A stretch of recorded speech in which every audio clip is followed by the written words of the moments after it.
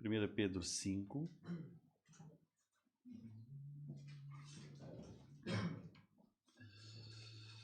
Primeiro Pedro 5, fica página 1329. É quase no fim da Bíblia, 1329. Os irmãos podem estar a estranhar ali o título da mensagem de hoje, que é Satanás, a sua origem, poder, domínio e caráter maligno. Ora, nós estamos a estudar o Evangelho de Mateus. E a última mensagem, estamos a ir, é um estudo expositivo, ou seja, capítulo a capítulo, versículo a versículo, da palavra de Deus, e o último que tivemos foi no capítulo 4 de Mateus, que foi a tentação que Jesus sofreu por parte de Satanás.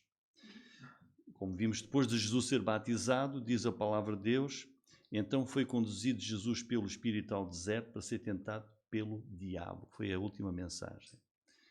E hoje, então, vamos, pegando nesse texto, vamos ver em pormenor quem foi essa pessoa que tentou Jesus. Vamos então procurar conhecer melhor quem é Satanás, quem é o diabo. Irmãos, nós estamos nesta altura, janeiro de 2024, estamos perante duas guerras. É a Rússia contra a Ucrânia e a guerra de Israel contra o Hamas e aquele conflito ali no Médio Oriente. Estas nações que estão em guerra, o que é que elas fazem para ver se conseguem vencer o inimigo? É importantíssimo que, numa guerra contra um inimigo, conhecer bem o inimigo. Se Israel não conhecer bem os inimigos, como é que vai ter sucesso? Onde é que vai atacar? Como é que se tem que proteger? Que armas utilizar? De que é que se tem que acautelar? É preciso conhecer bem o inimigo, conhecer bem o adversário. Que poderes militares esse inimigo tem? Que estratégias é que o inimigo utiliza? Que estratégias utiliza a Rússia? Quais são as fraquezas? Onde é que é mais fácil combater esse adversário para o derrotar? E nós, como crentes, como cristãos, crentes em Jesus, nós também temos, não podemos esquecer, nós temos um grande inimigo. Nós temos um grande adversário. Nós, como crentes, estamos permanentemente numa batalha espiritual. E o nosso grande adversário chama-se, entre muitos nomes que iremos ver, é Satanás, é o diabo. E nós também precisamos, nesta batalha diária, momento a momento, temos que reconhecer que temos um inimigo, não é? Israel e a Ucrânia têm de reconhecer que têm um inimigo e temos de o conhecer bem, para nós podermos vencer esse inimigo. Nós estamos numa guerra espiritual contra um inimigo que é real e que é verdadeiro. E neste versículo inicial, vamos ler muitos mais, Pedro escreve ali a dizer, sede sóbrios, ou seja, não andes adormecido, fica bem desperto, vigiai, porque o diabo, vosso adversário, olha aí logo, não diz vosso amigo, vosso companheiro, vosso auxiliar, é vosso adversário, andem de redor, mas eu não o vejo. Mas andem de redor, bramando como leão, buscando a quem possa ajudar, ou não? Tragar. Ao qual resisti firmes na fé, sabendo que as mesmas aflições se cumprem entre vossos irmãos no mundo. Não sou só eu? Não. Em todo o mundo, o nosso adversário ataca, utiliza as suas armas com os nossos irmãos no Brasil, na América, na China, na Índia, na Austrália. Todo o mundo. Por isso, irmãos, hoje nós vamos aprender sobre aquilo que o próprio Deus nos diz, nos ensina, nos revela na sua palavra sobre este adversário que é Satanás. Primeiro, para dizer, Satanás existe. Existe. Os demónios existem. São seres espirituais malignos. Nós não podemos ignorá-los. Satanás é tão verdadeiro, é tão real quanto Deus. Tal como Deus é real e verdadeiro, Satanás também o é. Satanás não é uma força, como o vento. Satanás não é uma energia, assim, tipo energia elétrica. Não. Satanás não é, assim, algo abstrato, uma ideia. Vejam bem, irmãos, nós estamos a viver hoje no século XXI, em que a existência de uma entidade espiritual maligna, real, como é o diabo, não se enquadra no pensamento de um mundo cada vez mais tecnológico, o homem moderno, cada vez mais cético. Mas o que é isso? Um diabo, Satanás? Isso é uma história. Há muitas ideias erradas e conceitos sobre a pessoa de Satanás. Mas, na verdade, todos os púlpitos de todas as igrejas devem pregar sobre Satanás. Porque se olharmos o Antigo Testamento, a palavra de Deus fala de Satanás. O Novo Testamento fala de Satanás. Jesus Cristo falou imensas vezes sobre Satanás. E o início do ministério de Jesus Cristo, quando ele se revelou pela primeira vez ao mundo, foi no dia em que ele foi batizado, e logo de seguida, Jesus foi travar uma batalha durante 40 dias e 40 noites com Satanás. Portanto, a igreja tem de aprender esta verdade bíblica que a palavra de Deus nos revela sobre esta pessoa que é Satanás. Vamos começar pela sua origem. Mas como é que apareceu esse ser diabólico, satânico? Onde é que está a sua origem? Vamos ver o que é que a palavra de Deus nos diz. E isso temos lá em Isaías 14, onde nós vamos ver que Satanás,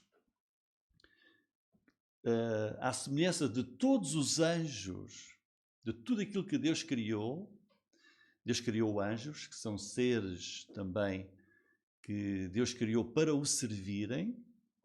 A Bíblia diz que Deus criou milhões e milhões de anjos. Temos isso no livro do Apocalipse, capítulo 5, podem ler. E ali só está a referir-se aos anjos fiéis ao Senhor. Portanto, Satanás, como todos os anjos, foi criado por Deus. Mas foi criado como um anjo especial, único. Ele foi criado perfeito em sabedoria, com uma beleza única. Ele foi criado como uma entidade, com uma posição de honra e de poder, como nenhum outro. De facto, a Bíblia diz que Satanás já foi o mais lindo anjo que Deus criou. Satanás foi o anjo mais exaltado, mais glorioso que Deus criou. A Bíblia diz que ele foi criado como um querubim, que ocupava o lugar mais elevado na hierarquia dos anjos que Deus criou. Satanás. Mas também, como todos os anjos, como todas as pessoas, ele foi criado com um livre arbítrio, uma livre vontade. Nenhum dos anjos ou de pessoas que Deus criou, nenhum foi criado sem ter a possibilidade da livre escolha, de decidir fazer isto ou fazer aquilo, de obedecer a Deus ou de desobedecer. E, na verdade, este anjo, este querubim, por sua livre vontade, ele caiu em desobediência para com Deus. Caiu dessa posição de tanta honra, de pureza e de santidade que ele tinha. Vamos ver o que é que a palavra de Deus nos diz em Isaías. Vejam, Isaías 14, versículo 12. Como caíste do céu, ó Lúcifer, filho da alva, como foste cortado por terra, tu que debilitavas as nações, e tu dizias no teu coração, olha o que é que passou a existir na mente, no coração deste querubim. E ele começou a pensar, eu subirei ao céu, acima das estrelas de Deus, exaltarei o meu trono. Ele quis ser superior a Deus. E no monte da congregação me assentarei aos lados do norte. Subirei, vejam, o desejo do seu íntimo foi de se exaltar acima de tudo e de todos, até do próprio Deus. Subirei sobre as alturas das nuvens. Serei semelhante ao Altíssimo. Ele não achou que já era... Ele podia ter pensado, eu já sou um anjo tão glorioso, com tanta honra, com tanto poder, mas vou permanecer fiel, como todos os anjos, a Deus. Não, eu quero ser igual a Deus. Ele até quis ser mais do que Deus. E contudo, mas Deus diz, olha, levado serás ao inferno, ao mais profundo do abismo. Não era possível que ele fosse igual ou superior a Deus. Depois o livro de Ezequiel, no capítulo 28, dá-nos mais revelação sobre Satanás.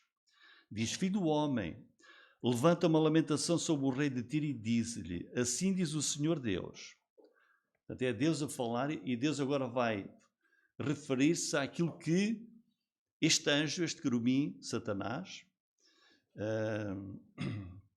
era e como é que Deus o criou e com que objetivo Deus o criou. Olha, Deus está a dizer, olha, tu eras, quando eu te criei, o selo da medida. Tu foste criado para ser uma pessoa única, com uma responsabilidade grande no reino espiritual, em todos os anjos, cheio de sabedoria, perfeito em formosura. Olha, nós não podemos imaginar a formosura que tinha este querubim. Tu estiveste no Éden, jardim de Deus. De toda a pedra preciosa era a tua cobertura. Quais eram a maneira como Deus o determinou que ele se apresentasse, que ele se vestisse? Olha, de tudo o que era perfeito e bonito e precioso, sardónia, topázio, diamante. Podem imaginar alguém que se veste assim? Era este querubim. Turquesa, ónix, jaspe, safira, carbúnculo, esmeralda e ouro. Em ti se faziam os teus tambores, os teus pífaros, no dia em que foste criado, foram preparados. Foste criado para ser a coisa mais excelente. Tu eras o querubim ungido para cobrir e te estabeleci. No monte santo de Deus estavas. Tu estavas lá numa posição elevada, gloriosa. No meio das pedras afogueadas andavas. Deus preparou, onde quer que este querubim se deslocasse, era grande glória, quase parecida à de Deus. Perfeito eras nos teus caminhos, desde o dia em que foste criado, até quando nós temos na nossa vida, irmãos, honra, glória, poder, às vezes nós olhamos até, não é para trazer esse assunto aqui, mas vemos a política. As pessoas que têm mais poder, mais glória, mais responsabilidade, caem. E assim é na nossa vida, cada um à nossa escala. Temos que ser cautelosos. Olha o que é que aconteceu a este querubim, até que se achou em ti iniquidade, pecado. Na multiplicação do teu comércio encheram o teu interior de violência e pecaste, transgrediste contra Deus. Pensaria ele que iria derrotar Deus? E Deus disse, por isso te lancei, profanado do monte de Deus, e te fiz perecer, ó querubim cobridor, do meio das pedras afogueadas, e levou-se o teu coração. Na sua livre vontade, ele orgulhou-se. Não lhe bastava ser já o que era. E levou-se o teu coração por causa da tua formosura. Corrompeu rompeste a tua sabedoria por causa do teu resplendor. Esta é a origem de Satanás. E vemos aqui como ele foi criado, a posição que ele tinha, o seu poder, a sua honra, mas a sua queda. Por isso, irmãos, Satanás é tudo menos aquilo que as pessoas pensam que é. As pessoas às vezes esquecem, Satanás não é uma entidade qualquer.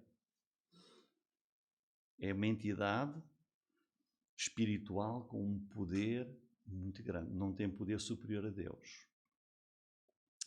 E ele caiu, transgrediu e tornou-se o grande adversário de Deus e o grande inimigo de toda a obra de Deus, de toda a criação de Deus e, sobretudo, daqueles que são filhos de Deus, a Igreja, os crentes. Satanás tem vários nomes na Bíblia e os nomes que ele tem na Bíblia revelam aquilo que ele é, a sua personalidade. Revelam aquilo que ele faz, as suas ações, que são sempre más. Nós, como povo de Deus, longe de nós queremos alguma coisa com esta entidade, porque a sua ação é sempre maligna, má contra as pessoas, sejam elas crentes ou não. Vamos ver alguns títulos que a Bíblia dá a Satanás, que mostram o seu poder, o seu domínio, a sua posição muito exaltada. A Bíblia chama-lhe de príncipe. Podemos ver aqui nestas leituras, mas continua, mesmo depois de ele transgredir, a Bíblia continua a chamar-lhe de príncipe. João, o apóstolo João escreve em 1 João 5,13, sabemos que somos de Deus, os crentes, a igreja, mas todo o mundo está no maligno. O resto do mundo, ímpio, descrente, está debaixo do domínio do diabo. Não têm o Espírito Santo de Deus, não são de Deus. E diz, Efésios 2,2, andam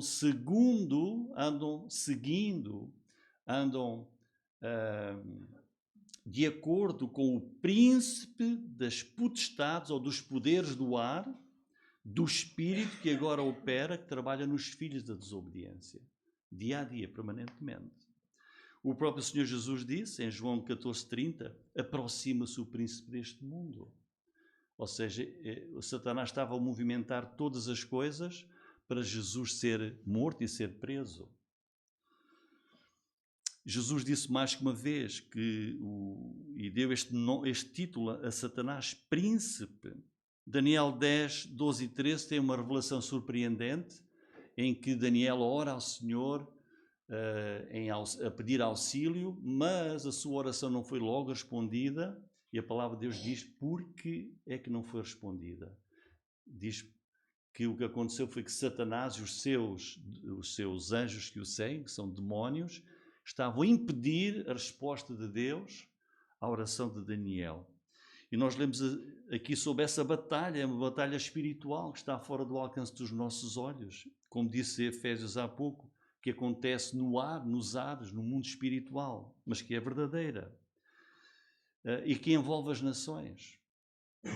Há entidades espirituais que dominam nações e exercem o seu poder para combaterem outras nações. Então me disse, não temas, Daniel, porque desde o primeiro dia em que aplicaste o teu coração a compreender e a humilhar perante o teu Deus, a orar, são ouvidas as tuas palavras. Quer dizer, nós oramos e Deus decide atender às nossas orações. Às vezes a oração não tem logo resposta, diz aqui. E eu vim por causa das tuas palavras. Eu vim responder à oração que tu fizeste. Mas o príncipe, e aqui esta referência príncipe é a um anjo demoníaco, o diabo, o príncipe do reino da Pérsia, ou seja, essa entidade diabólica que está a dominar a Pérsia naquele tempo, me resistiu 21 dias.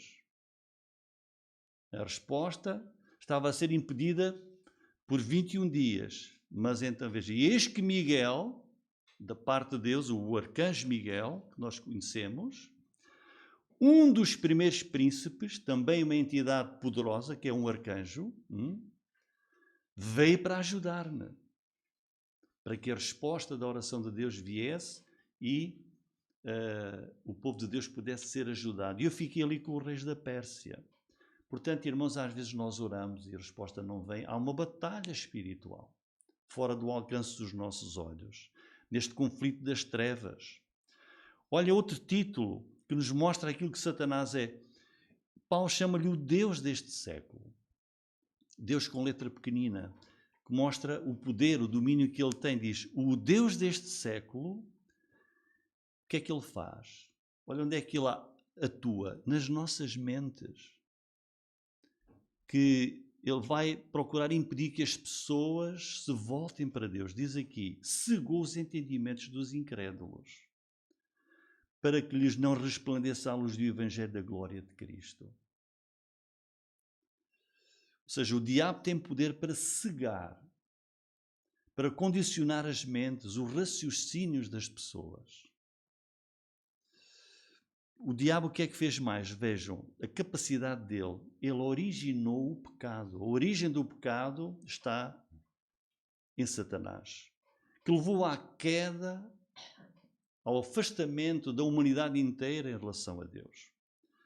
Por aquela rebeldia contra Deus que nós lemos há pouco, Satanás, esse anjo que era querubim, tornou-se maligno e foi tentar e conseguiu incitar Adão e Eva a desobedecerem a Deus. E por isso Paulo escreve assim, segundo aos Coríntios 11:3, vejam. Aquilo que ocorreu lá no Jardim do Éden, milhares de anos depois, Paulo escreve assim aos crentes, assim.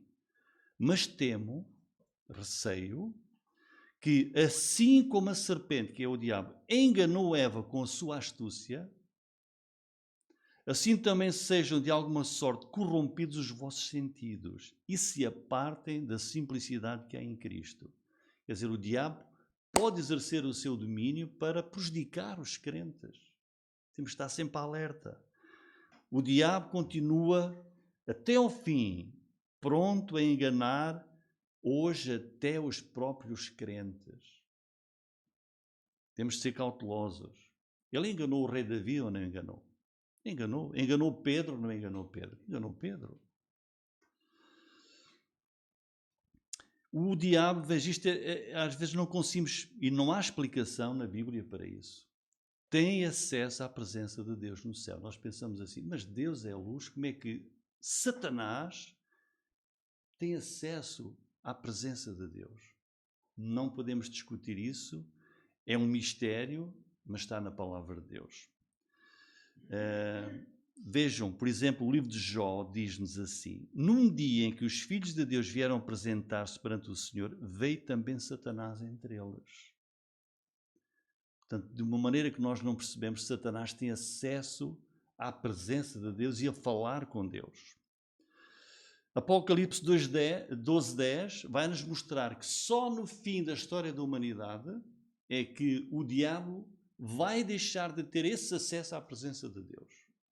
Hoje, ele continua a ter acesso à presença de Deus para fazer tudo o mal contra nós. Diz assim, eu ouvi uma grande voz no céu que dizia, agora é chegada a salvação, a força, o reino do nosso Deus, o poder do seu Cristo, porque já o acusador dos nossos irmãos é derrubado, o qual diante do nosso Deus os acusava, como? De dia e de noite. Olha, irmãos, é assim. De dia e de noite, hoje mesmo, até que se chega a esta altura do livro do Apocalipse, de dia e de noite, o diabo nos acusa perante Deus, né, como ele foi lá acusar Jó. É por isso que talvez nós possamos compreender agora quem é que nós temos ao lado de Deus, o nosso Senhor Jesus Cristo, que é o nosso advogado, que é o nosso mediador, que pede por nós. E quando o diabo acusa, Jesus contrapõe essa palavra. Por isso nós precisamos de Cristo. Ele está lá, o diabo, acusando dia e noite, a dizer, Rui, olha o Rui assim, olha o Rui assado, olha o Rui daquela maneira. E o nosso Salvador Jesus, não, ali a contrapor. Portanto, irmãos, o diabo continua com esta obra ainda como nosso adversário. Graças a Deus que o Senhor providenciou um mediador, um advogado junto dele, que está à sua direita. Olha que mais é que o diabo vai fazer, e está a fazer a cada dia, mas no futuro é o diabo que vai dar poder e força ao anticristo, essa entidade que vai ter uma ação perversa no mundo. Em 2 aos Tessalonicenses 2, 9 e 10, está a falar do anticristo, diz a esse anticristo cuja vinda é segundo a eficácia de Satanás. Olhem, com todo o poder e sinais e prodígios de mentira, mas com todo o engano da injustiça para os que perecem. O diabo vai dar poder e autoridade ao anticristo que ele vai exercer no mundo, trazendo um tempo terrível à humanidade. O diabo também dá poder aos seus ministros. O diabo tem quem o sirva, que são os demónios. Quando o diabo caiu, ele arrastou consigo também um número que nós não poderemos contar de anjos que o seguiram e que se tornaram desobedientes a Deus. E não apenas o diabo usa esses demónios, esses anjos, como também usa pessoas no mundo. Diz assim, 2 aos Coríntios 11, 13 e 15, porque tais falsos apóstolos, olhem, há os apóstolos de Cristo, mas há os falsos apóstolos. Vejam, são obreiros fraudulentos, transfigurando-se em apóstolos de Cristo. E não é maravilha. Isso é possível? Não é maravilha. Porque o próprio Satanás se transfigura em anjo de luz para enganar. Não é muito, pois, que os seus ministros, aqueles que o diabo usa, se transfigurem em ministros da justiça, o fim dos quais será conforme as suas obras. Satanás conta com os seus ministros e igrejas para os seus propósitos malignos. Nós temos estado a estudar e já terminámos o livro de Judas, que claramente nos mostra isso, e também na escola dominical, a primeira e a segunda carta de Pedro. O diabo tem quem sirva às suas ordens malignas. Ele produz obreiros malignos. E nas parábolas que o Senhor Jesus ensinou para nos ensinar sobre como é que a palavra de Deus atinge o coração das pessoas para a salvação, olha o que é que Jesus diz. Olha o poder do diabo que semeia joio, uma semente falsa, no campo, na seara de Deus. Nós evangelizamos, nós semeamos a palavra do Senhor, o Evangelho, e o diabo vai introduzir os seus seguidores, seus filhos, entre os filhos de Deus, no campo, na igreja. Quem é que introduz falsos profetas e heresias na igreja? Quem é que introduz falsidade na igreja? O diabo. Ao longo dos milénios, vamos ler. Diz assim, estudo no Evangelho de Mateus, capítulo 13, e foi Jesus que revelou. Mas dormindo os homens, veio o seu inimigo e semeou joio no meio do trigo e retirou-se. Isto é Mateus 13, 25, 27, 38 e 39. Senhor, não semeaste tu no teu campo boa semente? Porque tem então joio? Porque é que tem uma semente falsa? E ele lhes disse, um inimigo é quem fez isso. O campo é o mundo, a boa semente são os filhos do reino e o joio são os filhos do maligno. O inimigo que o semeou é o diabo. É assim. O diabo tem um trabalho permanente para enganar, falsear, contrapor tudo aquilo que Deus fez. E consegue. A Bíblia é bem clara. O diabo é uma entidade verdadeira, real, é um ser espiritual verdadeiro, maligno, que quer destruir, quer prejudicar a obra de Deus. E nós temos o quê? Nós temos que saber isto, para não sermos enganados e pensar, mas parece bem, deve estar bem. O diabo vai ludibriar, vai usar as suas estratégias, como iremos ver. O caráter maligno de Satanás é revelado claramente na Bíblia. Ele tem astúcia. Astúcia para o mal. Astúcia é dizer, tem manha. Sabe o que é manha? Manha. É uma habilidade que tem para enganar. Tem estratégias de ataque. O apóstolo Paulo, segundo aos Coríntios 2:11, diz assim, falando sobre o diabo, porque não ignoramos os seus ardis, não ignoramos as suas manhas, as suas artimanhas. E também Efésios 6:11 fala que o diabo usa de ciladas, de armadilhas, de assaltos. Diz assim, revesti-vos de toda a armadura de Deus. Como é que nós vamos conseguir vencer, resistir contra esta entidade tão poderosa e tão sábia? Com a armadura de Deus. Não é a armadura que tu fazes. Deixa lá arranjar aqui. Não, tens que... Deus diz assim, olha, está aqui a minha armadura. E diz, reveste-te. Toma para ti a minha armadura. Está lá em Efésios capítulo 6. Revesti-vos de toda a armadura de Deus para que possais estar firmes contra as astutas ciladas do diabo. Só a armadura de Deus nos vai guardar e proteger contra esta astúcia, manha, artimanha, armadilhas do diabo. Porque ele engana, ele atrai para o mal. Em 2 Coríntios 11:14 diz que o poder dele é tão enganador que ilude as pessoas. Paulo diz assim, não é maravilha. Vocês estão admirados? Diz, olha, não fiquem admirados.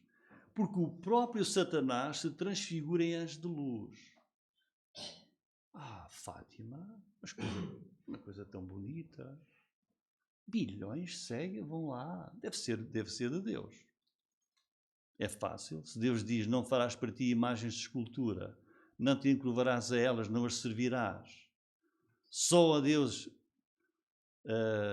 adorarás e servirás. Tudo aquilo que não é má adoração espiritual a Deus, que é má adoração a outra entidade. Olha aqui, não é maravilha? Ele transfigura-se, ele faz para ser as coisas bonitas, maravilhosas, como se fossem verdadeiras. Idolatria. Religiões mundiais. Todas as religiões vão para Deus. Todas elas falam de coisas boas. Quase todas. Portanto, na Europa fala-se de Deus, lá na Índia e na China fala-se de outros deuses e aqui e ali. Desde que se fale de Deus e seja bom, deve ser bom. Não. Porque só há um Deus vivo e verdadeiro, Deus único, como nós vimos na quinta-feira sobre o final da carta de Judas, e Satanás usa estratagemas para iludir, para enganar. Olha o que, por causa disto, Paulo diz aos Tessalonicenses, mandei-o saber da vossa fé, temendo que o tentador vos tentasse e o nosso trabalho viesse a ser inútil. Quer dizer, ele é tentador para destruir a obra de Deus. Sabem que mais é que faz o diabo? Causa sofrimentos e morte. Jesus disse assim em João 10:10, o ladrão, que é uma referência a Satanás, não vem senão a roubar, matar e destruir. O que é que o diabo fez a um homem fantástico que se chamava Jó? O diabo teve a ousadia de chegar junto de Deus e sendo a referência a um homem como Jó e dizer, vamos ver o que é que esse Jó de facto é. Lemos lá em Jó capítulo 1 versículos 1 e 8 sobre Jó. Era este homem íntegro, podemos pensar, pensa cada um de nós sobre a sua vida cristã. Olhando aqui para Jó, era íntegro, reto, temente a Deus e desviava-se do mal. E disse o Senhor a Satanás, observaste tu, o meu servo Jó, ninguém há na terra semelhante a ele, homem íntegro, reto, temente a Deus e que se desvia do mal. E o diabo quer usar este homem, vai procurar para ele, se fosse possível, a própria morte, mas Deus não permitiu. Deus permite que o diabo caia sobre a vida de Jó, vai até quase às últimas consequências na vida de Jó, pondo o limite de não tirar a sua vida, e Jó permanece sempre fiel. Irmãos, nós não pensemos que somos santos demais, somos especiais demais e que o diabo nunca pode perturbar a nossa vida. Jó é o exemplo. Se havia homem que não merecia, irmãos, nós não pensemos isso. E eu vou explicar porquê. Nós não conhecemos os mistérios espirituais. Nós ouvimos regularmente grandes homens e mulheres de Deus, servos de Deus, têm grandes tribulações nas suas vidas, semelhantes às de Jó. E nós achamos, e temos razão, não merece. Só Deus sabe o que se passa, irmãos. Pois é Deus que conhece e sabe todas as coisas. E é por causa disto que Jesus, na oração, quando lhe pediram, Senhor, ensina-nos a orar, o que é que Jesus disse lá? Olha, nunca te esqueças na tua oração dizer, Pai Nosso, não nos deixes cair em tentação, mas livra-nos do mal. Precisamos ser humildes, tementes a Deus, ter esta consciência que vivemos debaixo de uma luta espiritual e pedir ao Deus, protege-me, guarda-me do mal, livra-me da tentação. Porque o diabo quer causar o maior sofrimento, a maior dor, trazer os maiores problemas sobre qualquer pessoa, e em especial o povo de Deus. Sabem em que áreas é que ele age? O diabo é uma entidade que age na área física, trazendo problemas às vidas físicas das pessoas, na área espiritual, na área mental, porque ele influencia as mentalidades. Vejam aqui alguns exemplos. Jesus, em Lucas 13,16, Jesus diz assim lá numa sinagoga, e não convinha soltar desta prisão no dia de sábado esta filha de Abraão, a qual há 18 anos Satanás tinha presa. E Jesus curou-a e libertou-a do poder de Satanás. Ou lemos em Atos 10,38, diz, como Deus ungiu Jesus de Nazaré com o Espírito Santo e com virtude, o qual andou fazendo o bem, curando a todos os oprimidos do diabo, porque Deus era com ele. O diabo é feroz, é nosso adversário. Ele não é ilustrado como sendo uma ovelha, como os crentes são ilustrados como sendo ovelhas do rebanho de Deus. Ele não é ilustrado como sendo uma ovelha pacífica, mansa, calma. Não. Ele é ilustrado como sendo uma fera que nos cerca permanentemente. Como lemos no início, sede sóbrios, vigiai, o diabo, vosso adversário, anda em derredor, bramando como leão, buscando a quem possa tragar. O diabo prende e cativa as mentes das pessoas. Paulo escreve em 2 Timóteo 2,26, e tornarem a despertar, desprendendo-se dos laços do diabo em que à vontade deles estão presos. O diabo inspira pensamentos e propósitos inimigos em todo o mundo, trazendo mentalidades, e nós vemos governos no mundo que causam o maior sofrimento às vidas das pessoas. Como é que nós pensamos, mas como é que é possível uma nação que tem um líder, um presidente, que só causa o maior sofrimento, a maior dor, o pior nível de vida às pessoas, falta de liberdade? Porquê? Porque o diabo tem essa atuação, inspira esses pensamentos. Vejam, acabada a ceia, tendo o diabo posto no coração de Judas Iscariotes, filho de Simão, que o traísse, o diabo exerce influência na mente das pessoas para elas tomarem decisões más. O diabo esconde, dissipa a verdade em todo o lado. Ele rouba a verdade. Marcos 4,15 diz, e os que estão junto do caminho são aqueles em quem a palavra é semeada. Estão a ver? A palavra de Deus é pregada a uma multidão de pessoas. Mas tendo eles ouvido, vem logo Satanás. e tira a palavra que foi semeada nos seus corações. E por isso nós vemos uma multidão, o Evangelho é pregado, e há uns que dão o passo para se converterem a Cristo, e outros estão ouvindo e estão naquela decisão, e diz: o diabo vem tirar a palavra para que não sejam salvos. O diabo opõe-se, resiste e até esbofeteia os servos de Deus. Ele impediu o apóstolo Paulo de fazer a sua obra. Lembre-se isso em 1 Tessalonicenses 2,18. Por isso, diz ele, bem quisemos uma e outra vez ir ter convosco. Pelo menos eu, mas Satanás não lhe impediu. Ele estava, Paulo, a fazer a obra de Deus, e ele, mas o diabo impediu que eu fosse. Ou, por exemplo, em Zacarias 3, e me mostrou o sumo sacerdote Josué, o qual estava diante do anjo do Senhor, e Satanás estava à sua mão direita para se lhe opor. Mas o Senhor disse a Satanás, o Senhor te repreenda, ó Satanás. Em 2 Coríntios 12, 7, até o próprio apóstolo Paulo sofreu da parte de Satanás. Diz, e para que não me exaltasse pela excelência das revelações, foi-me dado um espinho na carne, a saber, um mensageiro de Satanás, para me esbofetear, a fim de não me exaltar. Não sabemos exatamente o que era, mas vejam aqui como até ao próprio apóstolo Paulo, Satanás exerceu esta atitude. Satanás põe os crentes à prova. Satanás quer peneirar impediosamente os crentes. Jesus diz assim em Lucas 22, 31 e 32.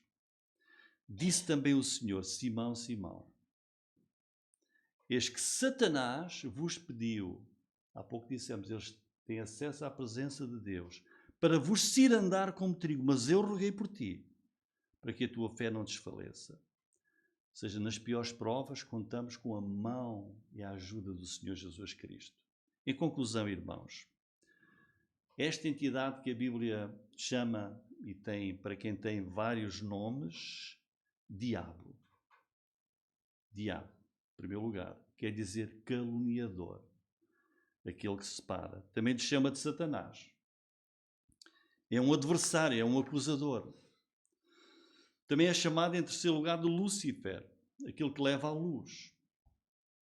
É a antiga serpente. Também te chama dragão, tentador, adversário, Deus deste século, Beelzebu, Abaddon, Apolion, ou seja, destruidor, em Apocalipse 9:11. Satanás tem inteligência, tem caráter, mas malignos. Ele é um ser inteligente que atua de forma má, maligna em toda a humanidade. Ele é um inimigo real do povo de Deus. E nós temos de crer e reconhecer isto. E num mundo em que nós vivemos, um mundo mais intelectual, mais académico, mais cético, muitos acham que se calhar isso é apenas um mito, que ele não existe e por isso não o combatem, nem o receiam.